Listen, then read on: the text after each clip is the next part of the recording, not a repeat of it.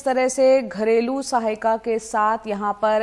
बेरहमी से उसकी पिटाई की गई, बंधक बनाया गया, ये तस्वीरें आप देख रहे हैं नोएडा की एक हाई राइज सोसाइटी का ये मामला है। इस घरेलू सहायिका डोमेस्टिक हेल्प का 6 महीने का जो कॉन्ट्रैक्ट था वो खत्म हो गया था नवंबर में, और जो महिला उसको पीटती नजर आ रही है लिफ्ट के अंदर, वो सोसाइटी में रहने वाली महिला जिसने यहाँ डोमेस्टिक हेल्प में इस लड़की को रख रखा था। उसका कॉन्ट्रैक्ट खत्म होने के बाद वो वहां रुकना नहीं चाह रही थी, लेकिन वो जबरन उसे बंधक बनाकर उसके साथ मारपीट करती, उसको अपने घर में रख रखा था। और जब सीसीटीवी की ये तस्वीर सोसाइटी के सामने आई तब जाकर इस बात का खुलासा हुआ है। और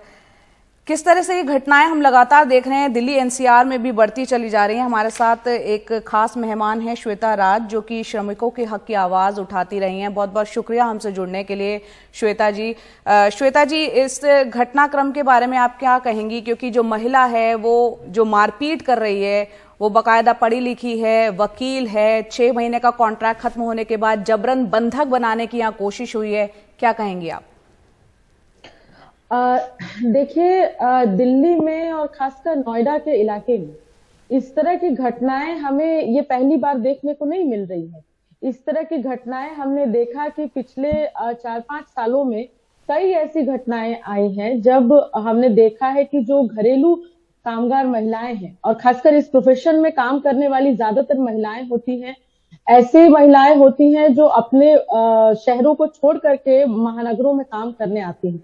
और उनके साथ उनको कई बार घर में बंधक बनाकर रखा जाता है। उनके साथ मारपीट, यौन हिंसा की घटनाएं, इस तरह की घटनाएं लगातार जारी हैं। मेरा ये मानना है कि इस तरह की घटनाएं तब तक नहीं रुकेंगी जब तक इन चीजों को लेकर के मजबूत कानून हमारे देश में नहीं होगा। क्योंकि आप देखिए कि एक के बाद एक जो भी ये घटनाएं सामने आती हैं, जिसको हम वर्क प्लेस कहते हैं, वर्क प्लेस सिर्फ ऑफिस नहीं होता, वर्क प्लेस सिर्फ कोई फैक्ट्री या कोई सरकारी गैर सरकारी कार्यालय नहीं होता। वर्क प्लेस वो तमाम जगह है जहां पर लोग काम करने जाते हैं, और जब महिलाएं किसी के घर में काम करने जा रही हैं तो वो घर भी उनका एक वर्क प्लेस है। तो उन वर्क प्लेस में काम के घंटे तय होंगे कि नहीं, उनका एक न्यूनतम वेतन तय होगा कि नहीं, और सबसे बड़ी बात कि यदि वो महिला है तो उनके साथ कोई यौन हिंसा की घटनाएं नहीं हो और उनको एक सम्मानजनक रोजगार मिले,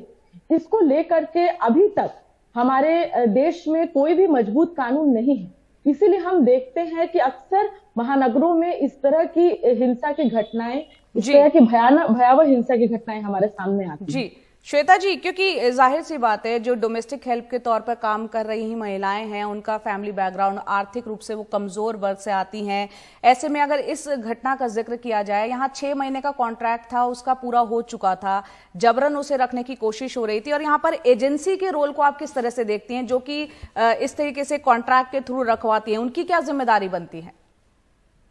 देखिए, हमारे देश में ऐसी तमाम एजेंसियां काम कर रही हैं जो कि बड़ी संख्या में बहुत कम पैसे में एक तरीके से इन महिलाओं को काम करने के लिए लाया जाता है, और इन एजेंसी का जो पूरा रोल है उस पे सरकार की कोई निगरानी नहीं होती, बल्कि कई बार हम ये देखते हैं कि ऐसे पूरे मामले में महिलाओं को बंधक बना करके रखा जाता है। कई बार हिंसा के साथ साथ मौत की घटनाएं भी हमारे सामने आई हैं। तो डेफिनेटली ये जो एजेंसीज के रोल है, इस पर हम लोगों को एक कड़ी निगरानी, और बल्कि जिस तरीके से आज के समय में ये एजेंसी का रोल सामने आ रहा है कि वो महिलाओं को इस तरीके के काम में, प्रोफेशन में भेजते तो हैं, लेकिन उनके प्रोटेक्शन को लेकर के, उनके राइट को लेकर के चुप्पी साधे रहते हैं, बल्कि कई मामलों में हमें एक नकारात्मक रवैया देखने को मिलता है। जी, तो ये जरूरी है कि इन चीजों को लेकर के एक कड़ा और मजबूत कानून हमारे देश में आए, ताकि इस तरह के एजेंसीज के एक नकारात्मक रोल पर रोक लगाई जाए। श्वेता जी, यहाँ पर जाहिर सी बात है, इस तरीके जो काम कर रहे हैं असंगठित क्षेत्र में ये लोग कहलाते हैं, डोमेस्टिक हेल्प के तौर पे जो काम कर रहे हैं, और ये घटना सिर्फ नोएडा की नहीं, एनसीआर और कई जगह ऐसी घटनाएं हमने देखी हैं। मध्यम वर्ग में खास तौर से हमने देखा इस तरह की घटनाएं हुई हैं जहां घरेलू कर्मचारियों के साथ इस तरह की बदसलूकी हुई है। आपसे समझना चाह रहे हैं, आप यहाँ कानून का जिक्र कर रही हैं और जवाबदेही की बात कर रही हैं, किस तरह का अधिकार, एक प्रोटेक्शन जो है इन घरेलू कर्मचारियों जो डोमेस्टिक हेल्प है उनको मिलना चाहिए, क्या कुछ, और अगर ऐसी कोई घटना होती है तो उनको सबसे पहला स्टेप क्या उठाना चाहिए?